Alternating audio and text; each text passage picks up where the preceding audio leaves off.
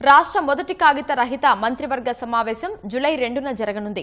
CM Revanth Reddy అధ్యక్షతన జరగనున్న మంత్రివర్గ సమావేశంలో వీబీజీ రామ్జీ పథకంపై చర్చించనున్నారు.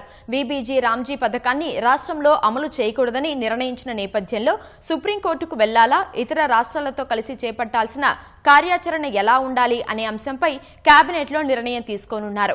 రైతులు నష్టపోకుండా ప్రత్యేకంగా గ్రామీణ ఉపాధి హామీ చట్టం చేయాలనే ఆలోచనలపై కేబినెట్ చర్చించనుంది. వానాకాలం సాగు, విత్తనాలు, ఎరువులు, పంటల వైవిధ్యం, ఎల్నినో పరిస్థితులపై చర్చించనుంది. ఏపీ, తెలంగాణ స్థానికత ఉన్న ఉద్యోగుల అంతర్రాష్ట్ర బదిలీలపైన నిర్ణయం తీసుకునే అవకాశం ఉంది.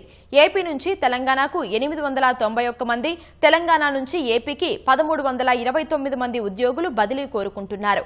హైదరాబాద్ కోర్ అర్బన్ లో ఎల్ఐజీ హౌసింగ్ కు సంబంధించిన స్థలాలు, డిజైన్లు, విధి విధానాలకు కేబినెట్ ఆమోదముద్ర వేసే అవకాశం ఉంది.